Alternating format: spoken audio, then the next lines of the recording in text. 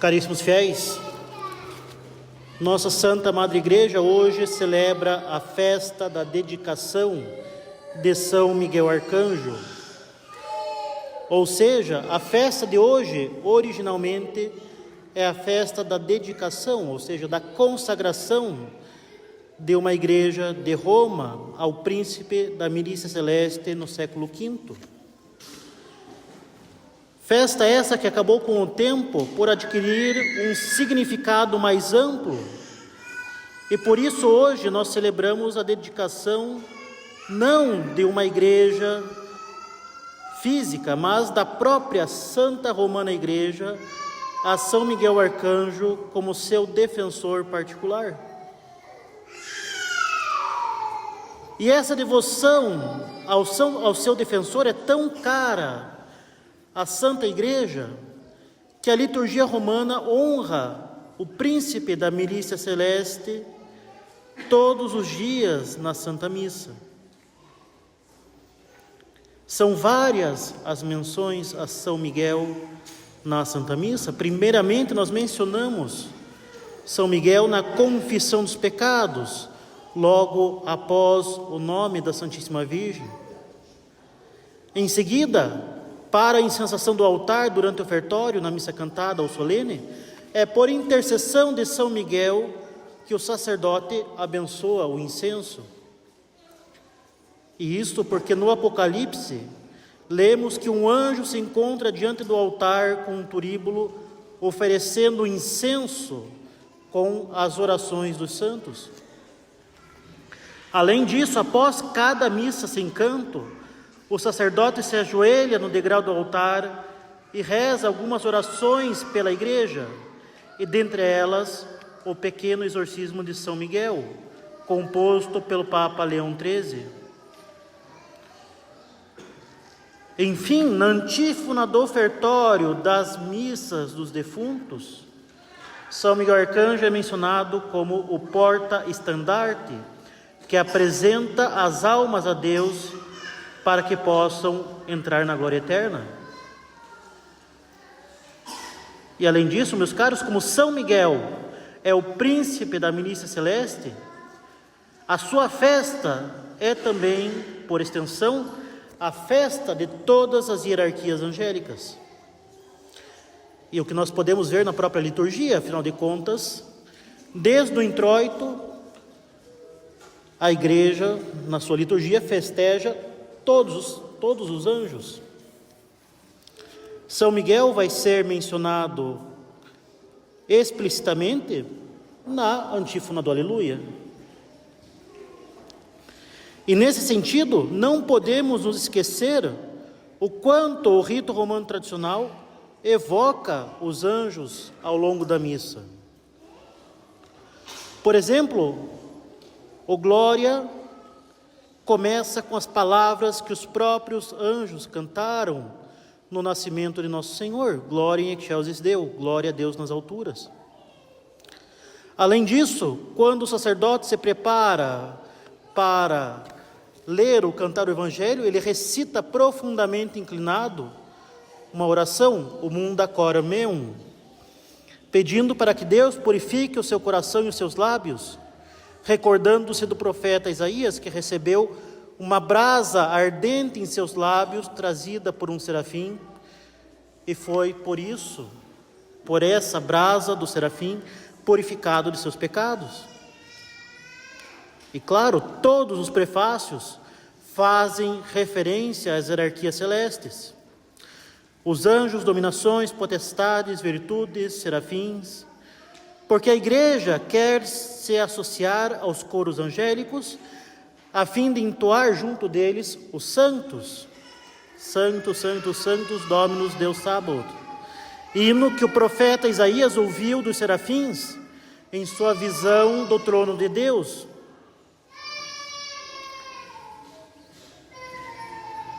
Além disso, no cânon da missa, logo após a consagração, o sacerdote se inclina profundamente uma outra vez e pede para que o sacrifício eucarístico seja apresentado pelas mãos do anjo santo no altar que se encontra diante do trono de Deus. Com efeito, meus caros, como o Apocalipse menciona a presença de um anjo que oferece as orações dos santos no altar que se encontra diante do trono de Deus, a Igreja, desde muito cedo, concluiu que há um anjo específico para cada Santa Missa. E por isso, não apenas no rito romano tradicional, mas também nas liturgias orientais, se pede para que Deus aceite receber o sacrifício eucarístico que a Igreja celebra aqui na terra e que é apresentado no céu pelo ministério dos anjos. Tendo em vista essa atenção dada pela oração oficial da Igreja aos anjos e o papel dos anjos nos santos mistérios, é oportuno que nós meditemos hoje um pouco a teologia angélica. Como a Santa Igreja encara o papel dos anjos no mistério da redenção. Percebamos, meus caros, primeiramente, que o pecado original não apenas rompe a nossa união com Deus, mas rompe também a nossa união com os anjos. Se antes do pecado original havia uma harmonia entre o homem e a natureza, com mais forte razão havia uma harmonia entre os homens e os anjos.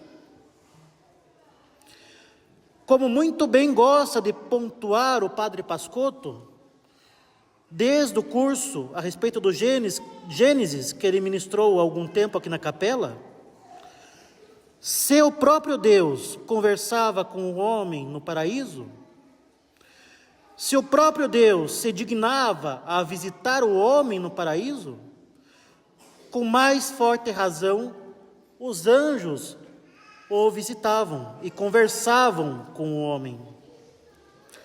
Se o demônio, sob forma de serpente, conversou com a mulher, também os anjos conversavam com os nossos primeiros pais.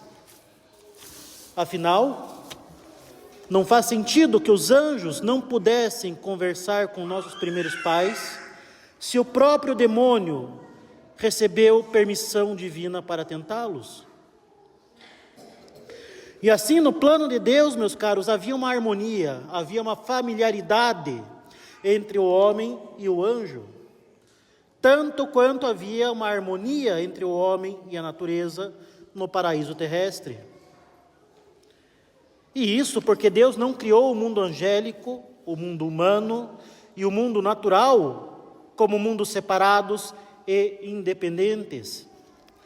Afinal, a finalidade da criação é uma só, que é a manifestação da glória de Deus, a manifestação da bondade de Deus, o que significa que cada parte específica da criação colabora em algum grau com o destino da outra. Cada parte está envolvida de alguma maneira com o bem da outra, pois toda a criação deve dar glória ao Criador. E assim é inconcebível na ordem criada que os anjos não se interessem pelo mundo dos homens, pela sua história e pela sua salvação. O problema é que o pecado original rompeu com a unidade e a harmonia que havia entre os anjos e os homens, o que significa que a tentação da serpente se dirigia não apenas contra o próprio Deus, mas também contra os anjos bons. O demônio quis nos separar tanto de Deus quanto dos anjos bons, além, é claro, de inserir a desordem na esfera natural. Mas, como nós bem sabemos, Deus nos deu um Redentor. E por esse motivo, ao longo de todo o Antigo Testamento, nós observamos a presença dos anjos auxiliando o povo eleito em suas necessidades. Mas nós observamos, sobretudo, a presença dos anjos no Novo Testamento, a começar pelo advento de Nosso Senhor, com os anjos se fazendo presente, desde a Anunciação até a Ascensão, manifestando que a redenção nos reconcilia também com a ordem angélica, manifestando que a redenção nos faz amigos de Deus e também amigos dos anjos. E assim,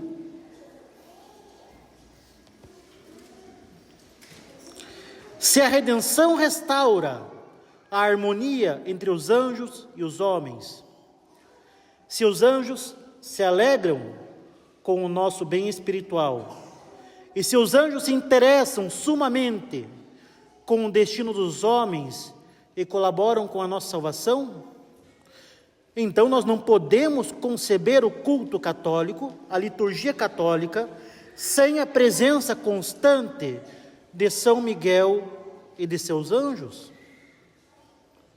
Afinal, a finalidade da criação é uma só. O que significa que os anjos não são indiferentes à nossa santificação, à nossa salvação e ao nosso louvor a Deus. Eles estão presentes na nossa liturgia. E quando digo presentes, não me refiro somente à menção que a liturgia faz a eles, mas eles estão aqui presentes em toda a liturgia católica celebrada. Eles estão aqui presentes, primeiramente porque nosso Senhor está presente. Sendo que nosso Senhor Jesus Cristo é Rei dos anjos e dos homens, os anjos são a guarda de honra, e eles compõem a corte celeste do nosso Senhor. E por isso mesmo, onde nosso Senhor está presente, lá estão os anjos para adorá-lo e servi-lo, como eles adoraram e serviram nosso Senhor após as tentações no deserto, ou então na agonia do horto, quando nosso Senhor foi consolado por um anjo. Além disso, os anjos são nossos guardiões e nossos concidadãos da nossa pátria celeste, são nossos conterrâneos do céu, se assim podemos dizer. Assim como são nossos intermediários e nossos intercessores. Então, se os anjos estão presentes ao longo de nossa vida para nos auxiliar em nossas necessidades, tanto mais eles estão presentes na liturgia para nos distribuir as graças provenientes da oração oficial da Igreja. E é por isso mesmo que no rito romano, antes da missa principal de domingo, quando ela é celebrada com canto, o padre asperge os fiéis e reza em seguida uma oração, pedindo para que o anjo santo do Senhor guarde e proteja todos aqueles que se encontram na igreja e que assim eles possam participar com fruto do santo sacrifício da missa. E assim, meus caros, quando a liturgia é celebrada aqui na terra, os anjos se fazem invisivelmente presentes na igreja, porque eles são a corte celeste de nosso Senhor Jesus Cristo, Rei dos anjos e Rei dos homens, porque eles são nossos amigos e zelam pela nossa salvação. E por isso eles aqui estão em torno do altar, adorando e louvando nosso Senhor, que renovará o seu santo sacrifício pelas mãos do sacerdote. E claro, se eles aqui estão conosco na liturgia terrestre, nós tomamos parte da liturgia celeste, com as cortes angélicas. Afinal, meus caros, a Santa Igreja sobre a terra é peregrina e militante. Ela espera poder um dia entrar com todos os seus filhos na vida eterna, para se unir à igreja triunfante. Assim, se a igreja aqui na terra tende para a igreja do céu, a liturgia da terra tende para a liturgia angélica do céu. A nossa liturgia aqui na terra, meus caros, deve ser um espelho da liturgia do céu. A nossa liturgia aqui na terra deve ser uma antevisão, um antegozo da liturgia do céu, porque os anjos e os homens estão unidos sob o governo de uma mesma cabeça, sob o governo de um mesmo chefe, que é nosso Senhor Jesus Cristo. E porque os anjos e os homens são concidadãos no reino de Deus, e por isso mesmo não temos nenhum direito de fabricar sobre a terra uma liturgia que seja indigna, que seja estranha, que seja alheia à liturgia do céu. A liturgia, nós a recebemos do alto, nós a recebemos do Espírito Santo, que nos entrega pela sagrada tradição, e que tem como modelo a ordem da liturgia dos anjos. A liturgia perfeita, a liturgia definitiva, é a liturgia celeste, a liturgia dos anjos e dos eleitos. A liturgia que São João descreve nas visões do Apocalipse. A liturgia na qual os anjos e os santos adoram, louvam e dão graças ao Pai, por meio do sacerdócio eterno de nosso Senhor Jesus Cristo, na unidade do Espírito Santo. Por isso mesmo, a liturgia da igreja deve se aproximar ao máximo da liturgia celeste, deve ser um espelho da liturgia celeste, e, portanto, ser digna também da presença dos anjos, nossos concidadãos e amigos. E, meus caros, a liturgia dos anjos é profundamente ordenada e hierárquica. Afinal, Deus ama a ordem, porque a ordem é sempre um sinal de inteligência e de sabedoria. E Ele quis se servir de intermediários no governo do universo para manifestar a sua glória. Se nós observarmos aqui na terra as cerimônias das cortes, as cerimônias da nobreza, nós vemos que nós podemos medir a autoridade de uma certa figura de destaque pelo serviço que lhe é prestado, pelas homenagens que as demais autoridades lhe prestam, pelas honras oficiais, enfim, pela cerimônia da corte que circunda esta figura de destaque. Também é assim na liturgia. Os anjos compõem a guarda de honra, a corte celeste de nosso Senhor.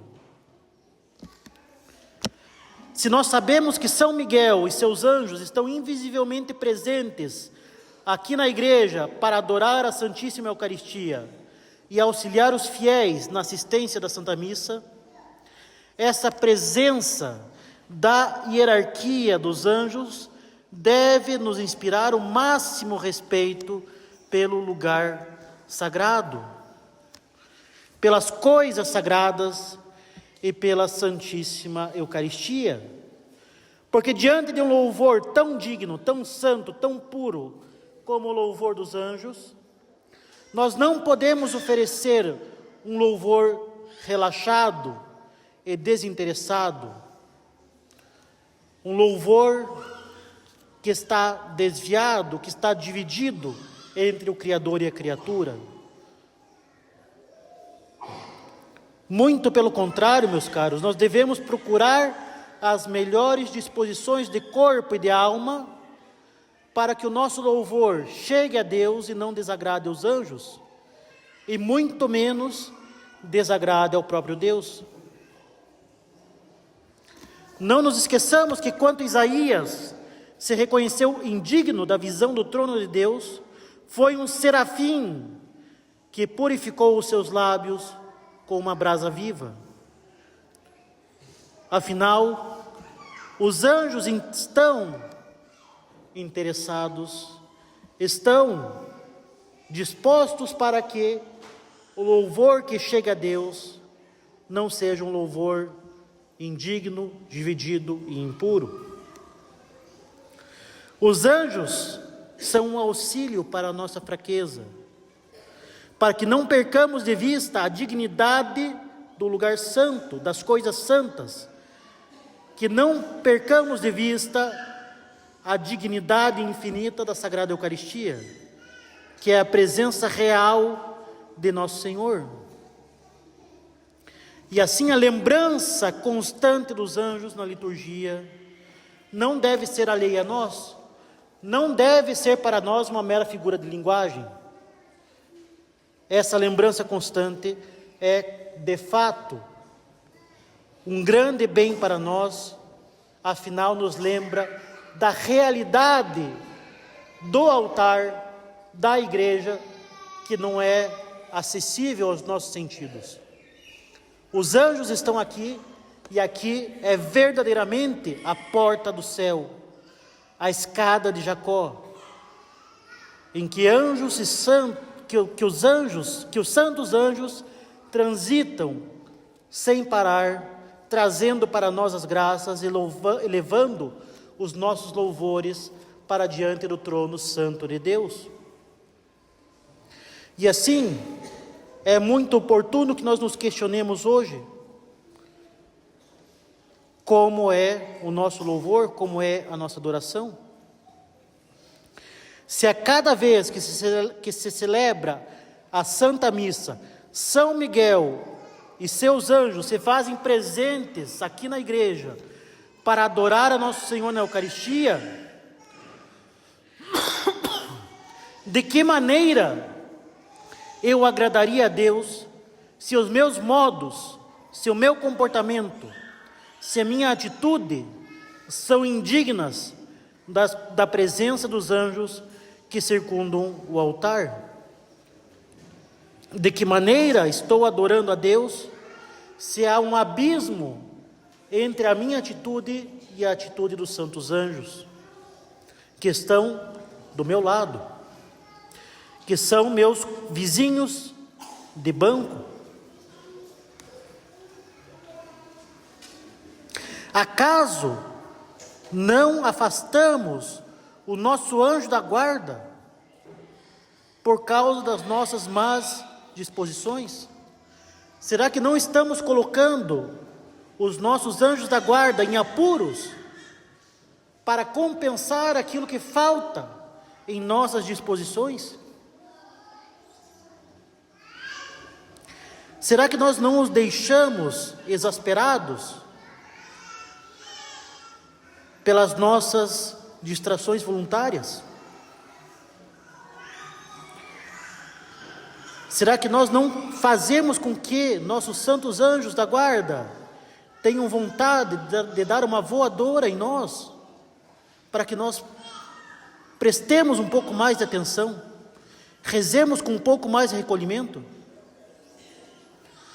A qualidade da nossa oração, o fruto da nossa oração, também depende da nossa união com o nosso santo anjo da guarda. Não são somente as crianças que têm anjo da guarda, todos nós temos um, e parece que nós nos esquecemos dele. A nossa oração depende também da união com São Miguel e com toda a corte celeste presente na Santa Missa. É, portanto, do nosso máximo interesse que a nossa oração não os desagrade. Assim, que a nossa oração, meus caros, não seja indigna da presença dos anjos. Assim como a nossa liturgia na terra não deve ser indigna da liturgia do céu. Louvado seja o nosso Senhor Jesus Cristo. Em nome do Pai, do Filho e do Espírito Santo. Amém.